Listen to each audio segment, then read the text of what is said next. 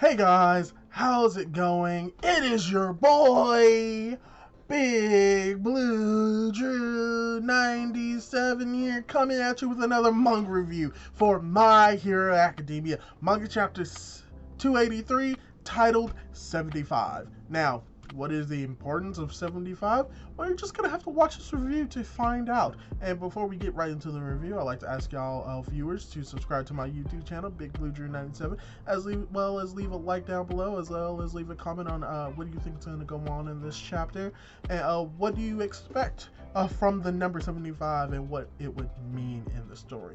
And now, without the way, let's get started.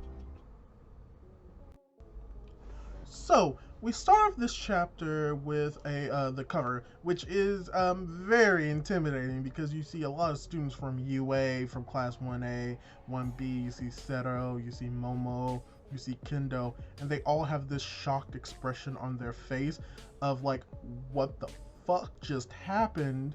And we see what they see on the next page, which is nothing but a canyon of destruction created by Gigantomachia himself.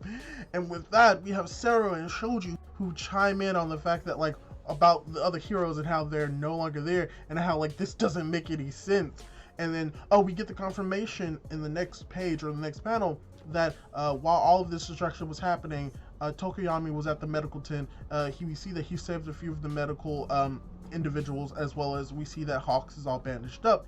And then from Momo's perspective, she begins to think of what's going on, and we get this pseudo flashback to what happened before we see the kids standing there, where we get to see Fat Gum and Sun Eater and how they're apparently going up against Gigantomachia.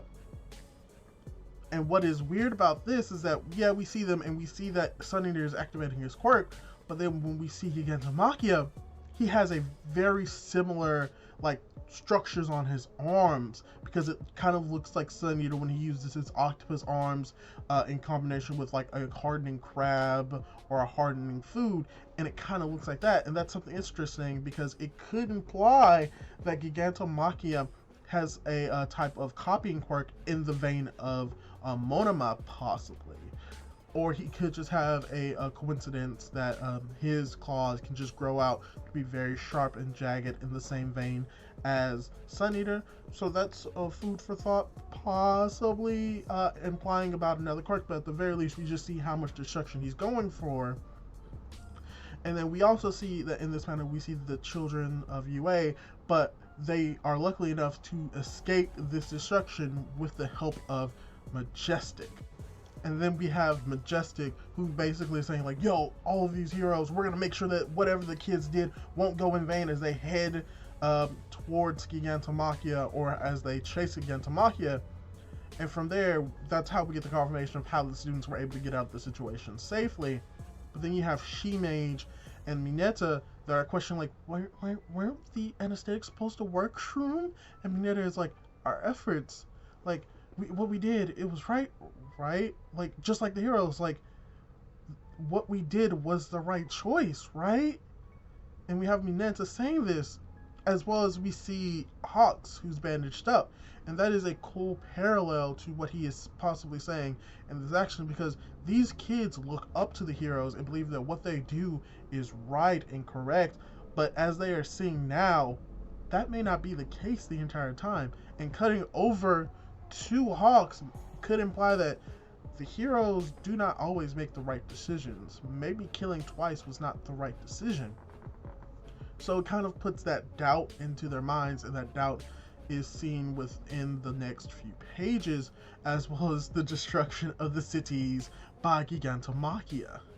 And while we see all of this destruction, we see that there are villains who are chasing after Gigantomachia, who's like, all right, yeah, let's do this, let's go. As we also see potentially some dead citizens, because I see like one of them is almost crushed by some debris, other ones are nearly crushed, they're running away. I think this is just showing that Gigantomachia is causing a whole lot of destruction to the city, to a point where, like, don't expect like people to come out of this like unscathed. People are dying right now, and Something else that is very interesting is that we get to see Gigantomachia go through the city. We get to see him up close, but we also get to see a few individuals of the League of Villains who are on his back. And what is interesting is that they all have sort of like a different expression on their face. You have Dobby, who is happy because that's just something that he craved, like destruction and obliteration. But then you have Toga and Spinner, who has like sort of like a sullen or melancholy look on their face where they're looking at destruction and they don't feel like that kind of like joy from it. They actually may feel a little bit of sadness for all the destruction that's happening. And then you have Compress, who is emotionless because he's wearing a mask. But I think that this is very interesting because it shows that even though when you think of villains, you think of evil, destruction, hurting people, you also have villains like Toga and Spinner that may have compassion and may like feel sorry for the people that they may be hurting. So it just shows that not all villains are necessarily inherently bad, which is what we knew, but we never really got it from the League of Villains. After we see Gigantomachia wreck the city, we get to see our favorite lunatic scientist, Ujiko. And oh hey look, President Mike is alive as well! Yay! But when we cut over to Dr. Ujiko, we see that as well as the fact that he is laughing and smiling, he is basically telling us like what we already know, that when Shigaraki awakened, it basically turned the war towards the villain side. Now the villains are going to win and that they're gonna have a comeback and everything. And you know, he's a religious zealot for all for one, so you know, it's not surprising. Frankly, you're a loon. Luckily enough, he's being taken away by the cops. So, at the very least, President Mike has gotten rid of this dude. The cops are taking him in. I'm not sure how long he's going to be in jail. He may be taken to Tartarus, which could possibly be more bluster to the idea that the villains are going to break into Tartarus to try to rescue the original user of All for One. But I highly doubt that that's going to be the case now, since we have Shigaraki, who's like, yo, I respect you, Dad, but fuck off, this is my goal. So yeah, we get to see Dr. Ujiko once again, but we actually get some more explanation and a reveal of what the Nomus are. And not like, we already know what they are and like how you make, sort of kind of how you make Nomus, or what Nomus are made of. They're corpses that have multiple corpses in them. But we also get the symbolic meaning of what Nomus are. They get that he talks about how a king needs soldiers and he needs some of the strongest soldiers. But he also talks about how Gigantomachia as a calamity, he is the reason, he is the inspiration for these Nomus, for how like they are created. So we just get the confirmation that these Nomu are based off of Gigantomachia, meaning that Gigantomachia himself wasn't created as a Nomu, that most likely what is going on with Gigantomachia is just him being him, and that the Nomus are just based off him. So that's a cool reveal, and it kind of adds on to like how dangerous Gigantomachia is, since he would be considered like the first. And we also get Dr. Ujiko basically talking more about Gigantomachia and how when he gets moving, destruction is inevitable. And I think that this is implying that once he starts moving, he doesn't stop until he reaches his goal. And I think this is kind of confirmation more that Gigantomachia is going to go to sleep because of this anesthetic, and he may be asleep for a while, which also ties into the idea of how the kids believe like what they did was wrong and whether or not it was pointless. I think this is just hammering in more of the idea that no, it wasn't pointless, it's just very delayed. Even though like he like was able to like go through like possibly 20 cities and think, oh my gosh, nothing really worked, it was useless, I think that Gigantomachia will fall asleep. So we cut over from the G-Man himself to the Shiggy, where we get Shigaraki built like a brick motherfucking house. And let me just say this, it's very amazing how muscular he is after, you know, the first time we see him where he was nothing but a slim bean. But now he is jacked, and you know, it's not really that hard to get that ripped.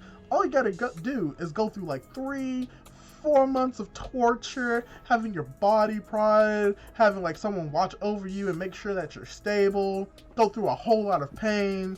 So you know, it's like going to the gym, just easier. But yeah, we get Shigaraki, he's fully peeled, as well as we get the dialogue from the Dr. Ujiko about how Shigaraki will like change this society saturated with heroes, as well as we cut over to Shoto talking to his father Endeavor, and where we get a little bit of information on what Shoto was doing and what was taking him so long to get to this area, where apparently he was helping Ryuko and her team cool off, helping them like stay cool, probably getting them to safety, which would explain how Ryuko was able to get back into the fight because of Shoto. And he also tells his dad to cool off, so most likely he also built some ice to help Endeavor cool off because, you know, he was overheating. But something interesting that we also see is we cut over to Bakugo right next to Gran Torino's lifeless body. I mean, Gran Torino is still alive, but still pretty like dead in my opinion. But we see that there is a mini flashback to as soon as Deku left that area where Gran Torino was slammed into the ground and rushed over to Shigaraki again. We have Bakugo, who he technically in these translations says effing bastard, but I don't think that's the exact translations for it, mainly because we see Bakugo's face, and this isn't the face of like anger or anything. This is like the more of the face of concern, of like someone that he knows is like he's rushing in against Shigaraki, and they both know how powerful Shigaraki is, and Deku was just rushing in with this just distorted face of anger, and I think Bakugo recognizes this, and that's something that I may want to talk about when the official translation's out, because this just shows that Bakugo doesn't just see Deku as just a lonely rival, he sees him as someone that he aspires to overcome, and that this is personality that he's seeing isn't the Deku that he knows. And now we see Deku, and he is pissed. We see that he is where Emmanuel and Rocklock is, and they're trying to make sure that Aizawa doesn't bleed out and doesn't get hurt any more than he is. And Rocklock is looking at Deku, and he's like, hey, you gotta get out of here. But no, Deku isn't having it. He says that he's not gonna go away, and we see like this distorted face of anger, probably the most angry we've ever seen Deku in the story, as we see Shigaraki, who's going to attempt to kill them, but suddenly his body just bursts open from his like arm to his chest, like someone like cut him, and he is shocked by this. And weirdly enough, Deku notices this as well. And we have Shigaraki who's like questions like, oh, I guess this is what happened when I push it past my limits. Weird that my regeneration isn't starting up quickly, but it should be. Oh man, this is such a drag. Wait 1 second. What is today's date? And you may be thinking, wow, Shiggy, we know that you have the advantage of all of this, but do you really think that you have enough time to ask like what the date is? Well, actually he does. And there's a reason why he's asking about the date. Because if you remember correctly, Shigaraki was supposed to be fully completed within 3 to 4 months, but due to the interference of Mirko, he was only at 75%. And I'll talk about that a little bit more, but really, what we have right now is that we have Shiggy asking about the date, and then we have Deku, who's remembering, like, thinking about his body, and is thinking about how Gran Torino told them that Shigaraki has all for one's quirk, and he's like, has flashbacks to the time where he had one for all, and how it wrecked his body with all of that overwhelming power, and how he couldn't like keep it in his body. And he kind of comes to a realization that that is the same thing that's happening to Shigaraki, as we see how Mirko damaged the container when he was at 75%. Oh, hey, look, the title drop. Oh, he said it. The title. It's the title. I told you if the title was going to be in the chapter. Here it is, 75. So from here, we see Mirko, who also is alive. So, you know, yay. Second best girl is alive, and I'm not going to say healthy and well, but she's alive. So, you know, that's great celebration. And I'm not sure who's carrying her, potentially a student, but yeah, Mirko is alive. She damaged the tank when Shigaraki was at 75% completion. And from here, something amazing happens. Because even though Shigaraki's body is damaged, he's like, Here we go. Let me just attach my arm right here.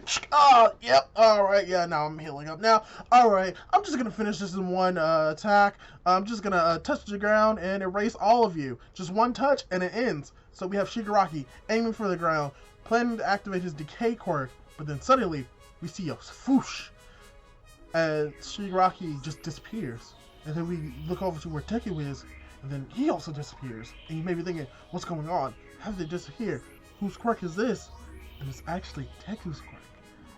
Or should we say, the former 7th user of One for All, because Deku is flying high with his ability Float from Nana Shimura.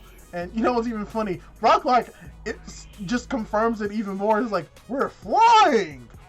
Just to make sure that, no, he didn't just jump up high. No, he's flying in the air. He's able to sustain this height. And from here, we see that Deku not only activates Float, but activates Float with Black Whip and is able to pick up everyone that was on the ground as Shigaraki was touching it. We see that he picks up Manual, Shigaraki, and Rocklaw, Shota, Endeavor, even Bakugo, as well as the body of Gran Torino, where we get a close-up shot of him, where he also begins to remember Nana Shimura's quirk, and how this is just even more confirmation that what Deku doing is a quirk, because it reminds him of Nana Shimura, as we come to the last few panels of this chapter, where we have Shigaraki saying, "You're right, we are ending this right here, right now," as he also apparently grabs Shigaraki with Black Whip and is planning on finishing it with his facial expression not as distorted and angry, but has more determination back in his eyes. He's probably still mad, but now he's channeling that anger most likely to Float as well as to Black Whip, so he's going to try to finish off Shigaraki as the chapter ends. What did I think of this chapter? Oh my freaking gosh, it was amazing. Just so much happened. We get to see just the destruction of Gigantomachia throughout the city. We get to see the students of Class 1A and 1B begin to question their roles as heroes as well as the roles of other heroes, and whether or not what they did was correct, as we see possibly questioning whether what Hawks did was correct. We also get to see that the villains may not be down with all of this destruction. We get to see Dr. Ujiko again having a confirmation that Gigantomachia was the first and that the Nomus are based off of him. We get to see more between Deku and Shigaraki. We get to see that even more parallels between Deku and Shigaraki. We get to see that they have inherited powers that can wreck their bodies completely. But this is something that's interesting, because this means that in actuality, Deku has an advantage in this fight because he's had this amazing power for a long time. He knows like the pain of this quirk affecting his body negatively, and he has adapted to it. Shigaraki has not. This is the first time this has happened to him. When it first like cut open his like body from like his arm to his chest, he was shocked by this, and I think Deku realizes this and is taking advantage of it. As well as that's why he used Black Whip on Shigaraki. That's why he took him up into the air, because he realizes the power that they both have may be similar, but Deku has had it longer and is able to take advantage of it and is attempting to destroy Shigaraki. As well as, you know, he's finally using Float, and not only was that amazing, but he was able to use it in addition to Black Whip as well, meaning that he's using multiple quirks at the same time, which is also amazing. And we also get to see that Shigaraki is complete, meaning that the heroes theoretically could defeat him now, especially when it comes to Deku, but I highly doubt that's going to be the case because Gigantomachia is on his way. So at the very least, this shows that the villains, if they win, they may have to retreat so that Shigaraki can heal up, and there may be a point where he may be able to, instead of just being 75%, he may be 100%, and when that occurs, Deku will be able to fully control One for All as well. So that's something interesting as well. And just seeing Mirko is alive is just a plus to this chapter. So like I said, really good chapter, really did enjoy it. I don't really have any negative points to say about the chapter. This chapter was not just hyped, but this, I think, as I said, this is going to probably be the climax of this arc, as well as, you know, the villain saga as we approach the end of this arc, and I cannot wait for that to occur. So also I think that we're on break as well next week, which is very unfortunate, but this may tide me over for a while, and hopefully next week I'll be able to review Vigilantes as well if My Hero is off next week. So yeah, hopefully you enjoyed this review. I enjoyed recording it. What did you think of the chapter? Did you think that it was as amazing as I did? Are you happy that Mirko is back? And were you surprised that Deku was able to use float? And do you think that he actually has a chance of fighting Shigaraki? I think he has a chance, but I think that the fight's going to be interrupted by Gigantomachia.